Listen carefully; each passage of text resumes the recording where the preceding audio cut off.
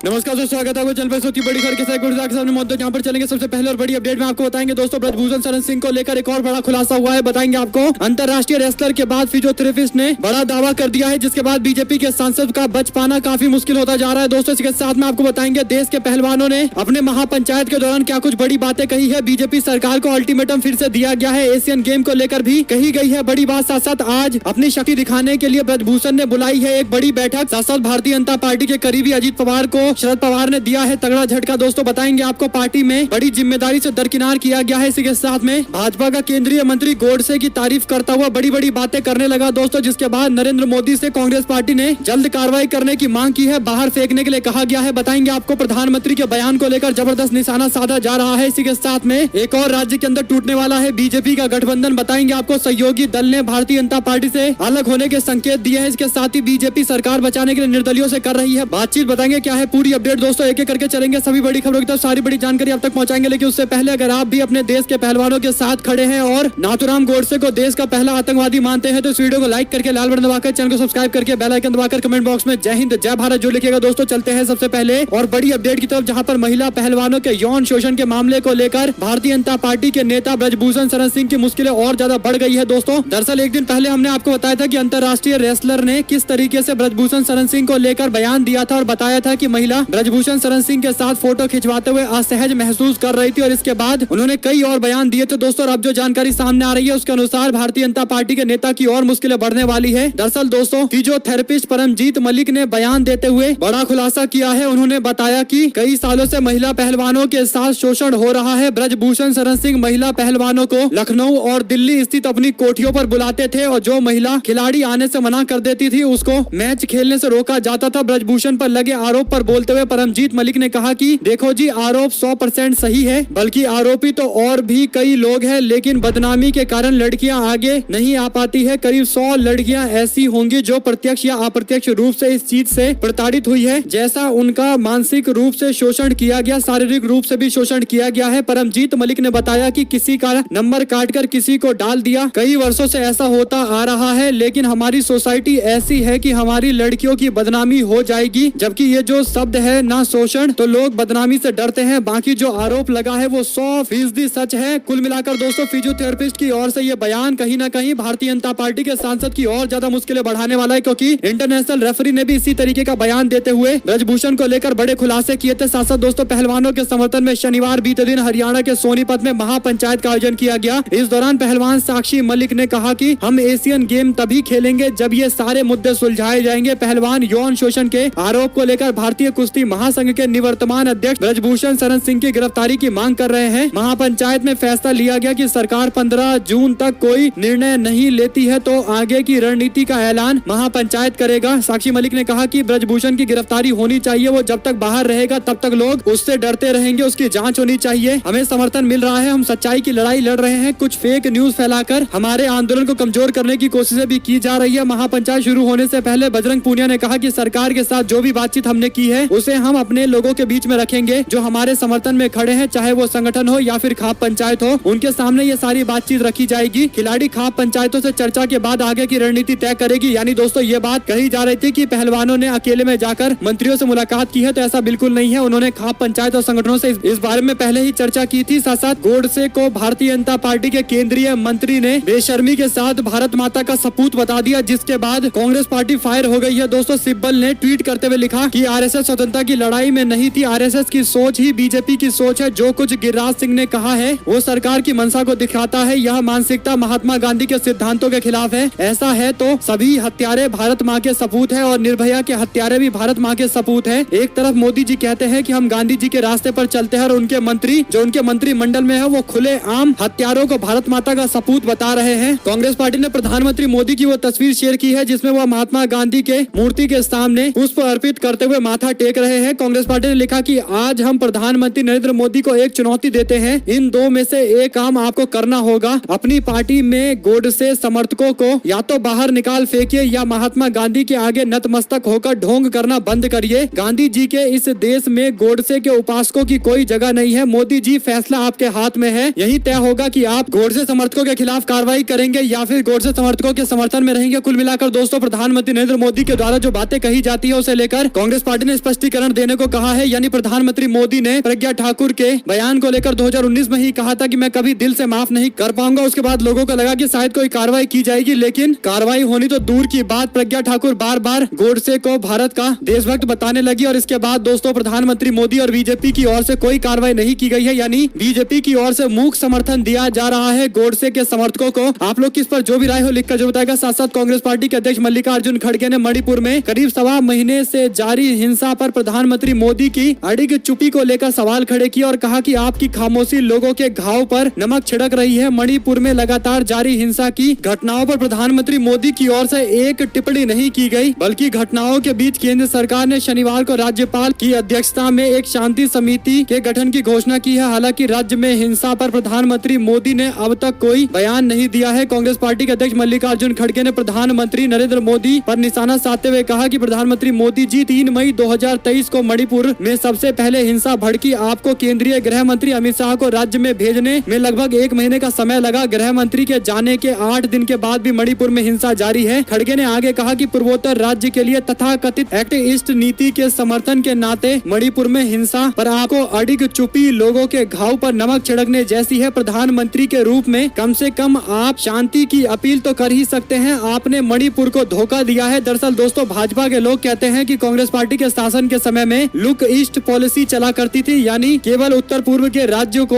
भारत के लिए महत्वपूर्ण समझा जाता था। कोई कार्रवाई नहीं की जाती थी, कोई इंफ्रास्ट्रक्चर का विकास नहीं किया जाता था, कोई डेवलपमेंट के कार्य नहीं किए जाते थे। लेकिन बीजेपी की सरकार बनने के बाद एक्ट ईस्ट पॉलिसी को लागू किया गया है, यानी विकास के कार्य नॉर्थ ईस्ट के राज्यों के अंदर किए जा रहे हैं। हालांकि भाजपा के इसी पॉलिसी पर लोग बीजेपी पर निशाना साधते हुए कह रहे हैं कि क्या यही एक्ट ईस्ट पॉलिसी आपने लागू की है कि आज मणिपुर के अंदर हिंसा जारी है। साथ साथ दोस्तों ब्रजभूषण शरण सिंह अपनी गिरफ्तारी से पहले अपनी शक्ति दिखाने की कोशिश कर रहा है। आपको बता दें कि कैसरगंज के संसदीय क्षेत्र कर्नलगंज में 11 जून यानी आज एक बड़े कार्यक्रम को आयोजित करते हुए अपनी ताकत दिखाने की कोशिश करने वाला है। इसे लेकर ब्रजभूषण ने अपने ट्विटर पर लिखा कि प्रिय साथियों, कल 11 जून को प्रातः 9 बजे संसदीय आवास विष्णुपुर से तरबगंज बेलसर और परसपुर कर्नलगंज वाया चोरी चौरा होते हुए कार्यक्रम स्थल जनपद गोंडा बालपुर श्री रघुराज शरण सिंह महाविद्यालय में प्रधानमंत्री मोदी के कुशल नेतृत्व में सेवा सुशासन और गरीब कल्याण के 9 वर्ष पूरे होने के उपलक्ष्य में आयोजित विशाल रैली जनसभा में सम्मिलित होने जाते समय जो भी समर्थक शुभचिंतक साथी क्षेत्रवासी देवतुल्य कार्यकर्ता बंधु मिलना चाहते हैं संपर्क कर मिल सकते हैं। ब्रजभूषण इन दिनों राष्ट्रीय अंतर्राष्ट्रीय स्तर की महिलाओं के यौन शोषण के आरोपों को लेकर सवालों के घेरे में है। आपको बता दें कि जिस बीजेपी को अपने सांसद के खिलाफ कार्रवाई करनी चाहिए, वो प्रधानमंत्री के 9 साल के तथाकथित विकास के बारे में जनता के बीच में जाकर कार्यक्रम कर रहा है। आप लोग की जो भी राय हो दोस्तों लिखकर जरूर बताएगा। चलते हैं एक और बड़ी अपडेट की तरफ, जहां पर अगले साल लोकसभा चुनाव में महाविकास अघाड़ी गठबंधन तय करेगी कि देश के अंदर किसकी सरकार बनेगी। ऐसा इसलिए क्योंकि महाविकास अघाड़ी गठबंधन अगर बीजेपी को 30 के आसपास सीटों का नुकसान पहुंचाएगी तो भाजपा का आंकड़ा बहुमत के नीचे आएगा, इसमें कोई दो राय नहीं है। ऐसे में दोस्तों महाविकास अघाड़ी गठबंधन के सबसे मजबूत पार्टियों में से एक एनसीपी ने बड़े निर्णय लिए हैं। एनसीपी के नेता शरद पवार ने अपनी पार्टी में बड़े बदलाव किए हैं। शनिवार को उन्होंने सुप्रिया सुले और प्रफुल्ल पटेल को कार्यकारी अध्यक्ष के तौर पर नियुक्त किया है। दरअसल एनसीपी की स्थापना दिवस 10 जून को मनाया जाता है। इसको लेकर आयोजित कार्यक्रम में शरद पवार ने कहा कि पार्टी को और मजबूत करने की जरूरत है, इसके लिए सबको मिलकर काम करना चाहिए। ऐसे में प्रफुल्ल पटेल और सुप्रिया सुले को पार्टी का कार्यकारी अध्यक्ष बनाया जा रहा है। वहीं पर अचानक इस ऐलान को लेकर कई सारे कार्यकर्ता हैरान रह गए हैं। दोस्तों आपको बता दें कि अजीत पवार को यह तगड़ा झटका कहा जा सकता है। साथ साथ अडानी ही बिजली का उत्पादन करेगा, अडानी की कोयला ऑस्ट्रेलिया से लाया जाएगा और पोर्ट भी अडानी का ही इस्तेमाल होगा। एक मित्र के लिए मोदी जी ने 1 नहीं 1000 पॉलिसी बदलने को तैयार है। इस सब के पीछे पूरी कहानी जाने हम अडानी के है कौन। इसके तहत कांग्रेस पार्टी ने एक वीडियो जारी किया है और पूरे मामले पर कई सारे दावे किए हैं। दोस्तों आईएनसी टीवी की ओर से ये आरोप लगाए गए हैं। आप लोग की जो भी राय हो लिखकर जरूर बताएगा। साथ साथ ब्रिटेन के पूर्व प्रधानमंत्री बोरिस जॉनसन ने इस बात को लेकर इस्तीफा दे दिया कि उन्होंने संसद में जो बातें कही थी वो झूठी बातें थी। इस पर कांग्रेस पार्टी के नेत्री सुप्रिया सिनेट बोली, कहा झूठ बोलने की वजह से पूर्व प्रधानमंत्री बोरिस जॉनसन ने अपने सांसद के पद से इस्तीफा दे दिया, लेकिन हमारे साहिब तो झूठ बोलने का कीर्तिमान स्थापित किए हुए हैं। कुल मिलाकर दोस्तों कांग्रेस पार्टी के नेत्री की ओर से बयान देते हुए जो तंज कसा गया है, कहीं न कहीं बीजेपी के लोगों को इस पर विचार करना चाहिए। साथ साथ दोस्तों कांग्रेस पार्टी के राष्ट्रीय महासचिव प्रियंका गांधी कल मध्य प्रदेश के दौरे पर पहुंचने वाली है। मध्य प्रदेश कांग्रेस की ओर से इसे लेकर पोस्टर बैनर भी जारी किए गए हैं। आपको बता दें कि इसमें लिखा गया है कि 12 जून 2023 यानी कल प्रातः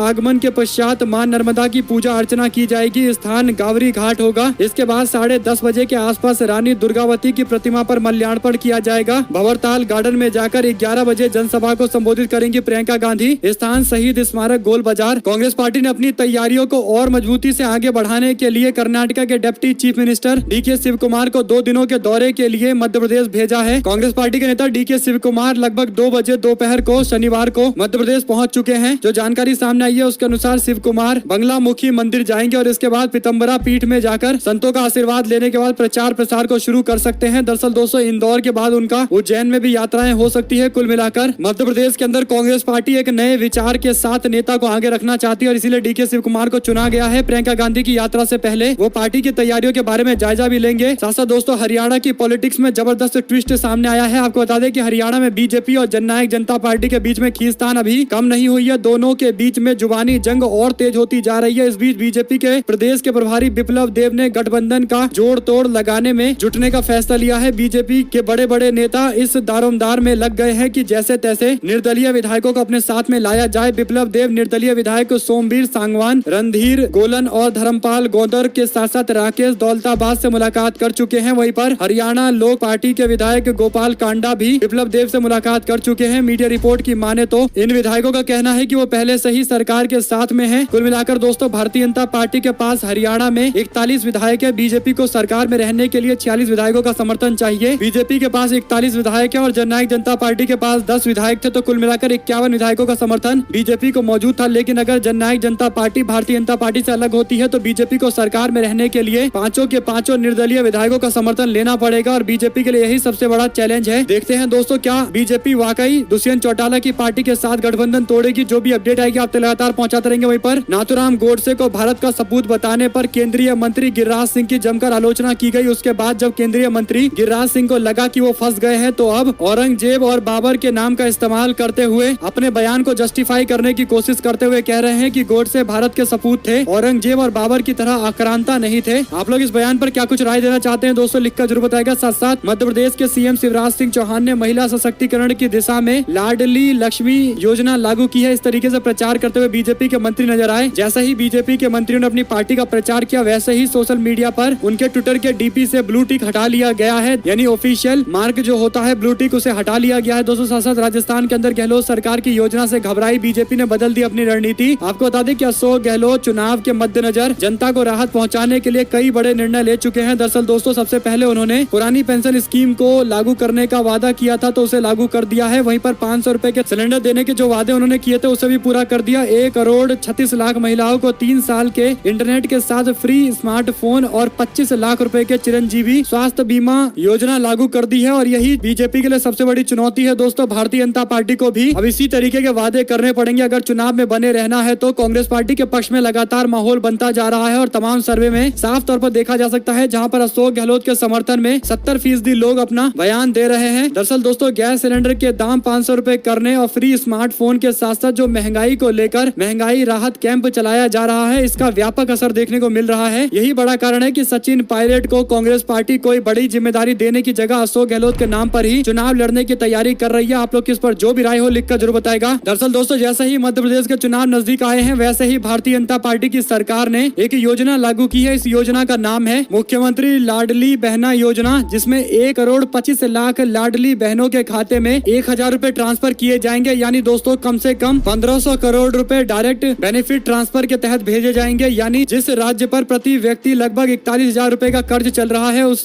सरकार ने यह निर्णय लिया है। यानी दोस्तों अगर भारतीय जनता पार्टी से इतर किसी और पार्टी ने इस तरीके की कोई योजना लागू करती तो बीजेपी के लोग इसे फ्री बीज कहते, यानी मुफ्त खोरी का आरोप लगाते। क्योंकि दिल्ली में जिस तरीके से सरकार मुफ्त में बिजली देती है भारतीय जनता पार्टी के लोग इसे फ्री बीज बताते हैं। उसी तरीके से कर्नाटक में प्रधानमंत्री मोदी ने कहा था कि मुफ्त के वादे करने वालों के साथ में मत जाइए, वोट मत दीजिएगा चुनाव प्रचार के दौरान। लेकिन जनता ने कांग्रेस पार्टी को सपोर्ट किया, कांग्रेस पार्टी ने अपने किए वादे को निभाना शुरू कर दिया है। और ऐसे में दोस्तों मध्य प्रदेश के अंदर लगभग 1,500 करोड़ की योजना बीजेपी ने तुरंत लागू की है। महिलाओं के खाते में 1,000 रुपए ट्रांसफर किए जा रहे हैं। आप लोग इस पर जो भी राय हो लिखकर जो बताएगा। क्योंकि उत्तर प्रदेश के अंदर भी बीजेपी ने चुनाव से पहले ई श्रमिक योजना के तहत लगभग 1,500 रुपए खाते में भेजे थे, जिसके बाद बीजेपी को फायदा भी मिला था। देखते हैं भारतीय जनता पार्टी को मध्य प्रदेश में इस पूरे मामले पर किस तरीके का फायदा या नुकसान होता है। जो भी अपडेट दोस्तों आएगी आप लगातार पहुंचाते रहेंगे। साथ साथ उत्तर प्रदेश के चुनाव को लेकर बड़ी अपडेट सामने आई है। लोकसभा चुनाव में अगर प्रियंका गांधी अमेठी से चुनावी मैदान में उतरती हैं या फिर रायबरेली से चुनाव में उतरती हैं तो उनको चुनाव में जीत मिलेगी या नहीं मिलेगी, इसे लेकर एक सवाल पूछा गया दोस्तों। दरअसल सी वोटर ने सर्वे में लोगों से सवाल किया कि अगर रायबरेली से प्रियंका गांधी चुनाव लड़ेंगी तो क्या जीत पाएंगी, तो लगभग 49% लोगों ने कहा कि बिल्कुल चुनाव जीत जाएंगी, जबकि 42% लोगों का मानना है कि वो चुनाव नहीं जीत पाएंगी। तो कुल मिलाकर दोस्तों 49% लोग मानते हैं कि प्रियंका गांधी चुनाव जीत सकती हैं। आप लोग की जो भी राय हो लिखकर जरूर बताएगा। साथ साथ पश्चिम बंगाल में 8 जुलाई को पंचायत चुनाव होने वाले हैं। उससे पहले शुक्रवार को मुर्शिदाबाद के खड़ग्राम में एक कांग्रेसी कार्यकर्ता की गोली मारकर हत्या कर दी गई। कांग्रेस के सांसद और लोकसभा के विपक्ष के नेता अधीर रंजन चौधरी ने राज्यपाल को लेटर में लिखकर राज्य में सीआरपीएफ की तैनाती की मांग की है। अधीर रंजन चौधरी ने इस घटना को लेकर सत्ताधारी तृणमूल कांग्रेस पर आरोप लगाया है। उन्होंने कहा कि हम टीएमसी को यह खून की राजनीति नहीं करने देंगे। टीएमसी बताए वह चुनाव में बुलेट इलेक्शन कराना चाहती है या फिर बैलेट का इलेक्शन कराना चाहती है। साथ साथ दोस्तों पंजाब के मानसा में पंजाब के कैबिनेट की बैठक चलती रही और इस दौरान सीएम भगवंत मान से मुलाकात करने के लिए पहुंचे सिद्धू मूसेवाला के पिता न्याय की मांग करने के लिए उन्होंने मुलाकात करने का फैसला लिया है। साथ साथ यूट्यूबर मनीष कश्यप की मुश्किलें बढ़ गई है। बिहार के ईओयू की ओर से फर्जी वीडियो मामले में चार्जशीट दाखिल की गई है। दरअसल दोस्तों इकोनॉमिक ऑफेंस यूनिट की ओर से चार्जशीट दाखिल की गई है। तमिलनाडु की जेल में बंद मनीष कश्यप के खिलाफ एक और कार्रवाई की गई है, यानी चार्जशीट दाखिल कर दी गई है। साथ साथ दोस्तों तमिलनाडु की राजनीति में एक बार फिर से स्टार पॉलिटिक्स का उदय होने वाला है। आपको बता दें कि वरिष्ठ तमिलनाडु के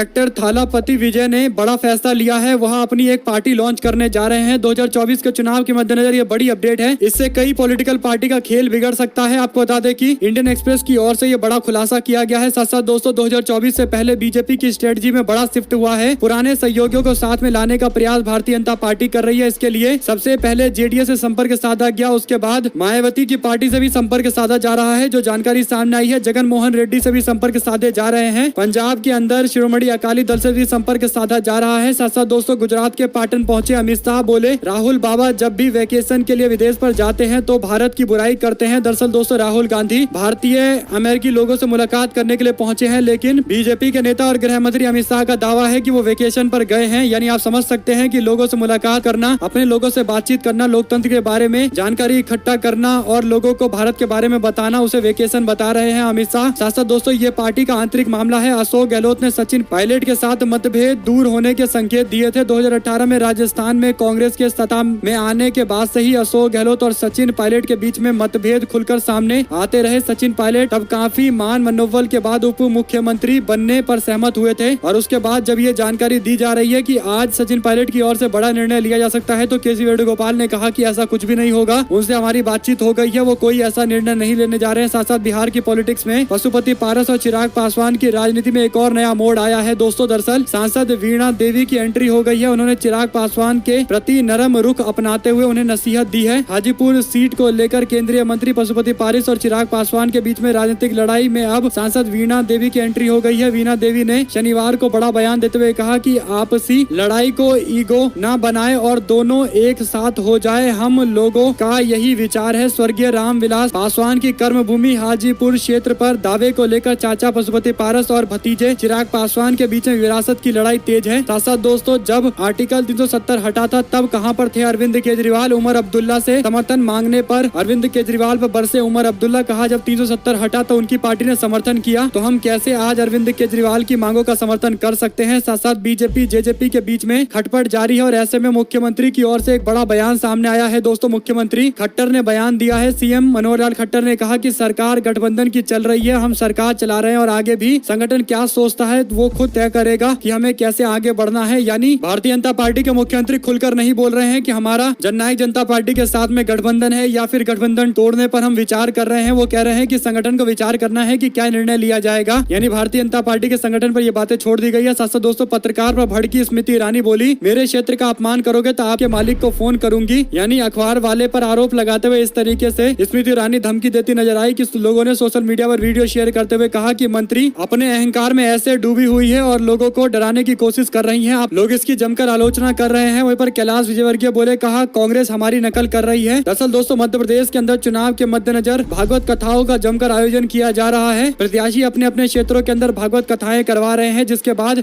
कैलाश विजयवर्गीय दावा कर रहे हैं कि कांग्रेस पार्टी हमारी नकल कर रही है। साथ साथ दोस्तों जनता का भला होना चाहिए, चाहे किसी भी पार्टी से इसकी भलाई की जाए, कोई फर्क नहीं पड़ता। सीएम केजरीवाल ने यह बयान दिया है। कर्नाटका में कांग्रेस की गारंटी पर आम आदमी पार्टी की ओर से यह बयान दिया गया। उन्होंने पहले कहा था कि हमारी नकल की गई है, लेकिन अब कह रहे हैं कि जनता का भलाई होना चाहिए, कोई चाहे कोई भी पार्टी करे। कुल मिलाकर कांग्रेस पार्टी को लेकर एक सॉफ्ट रवैया अपनाया गया है। साथ साथ दोस्तों बीजेपी जननायक जनता पार्टी गठबंधन को लेकर दुष्यंत चौटाला की ओर से भी एक बड़ा बयान सामने आया है। दुष्यंत चौटाला ने कहा कि जेजेपी और बीजेपी के लिए गठबंधन मजबूरी नहीं है, हरियाणा को विकास की राह पर चलाना दोनों पार्टी का कर्तव्य है। ना ही बीजेपी अपनी जिम्मेदारी से पीछे हट सकी है, ना ही जननायक जनता पार्टी। यानी जननायक जनता पार्टी गठबंधन को लेकर पुश करती दिखाई दे रही है, यानी समर्थन करती दिखाई दे रही है। आप लोग की जो भी राय हो दोस्तों लिखकर जरूर बताएगा। हमारे साथ जुड़े दोस्तों का बहुत बहुत धन्यवाद। देख रहे थे आपका अपना चैनल जय हिंद, जय भारत, वंदे मातरम।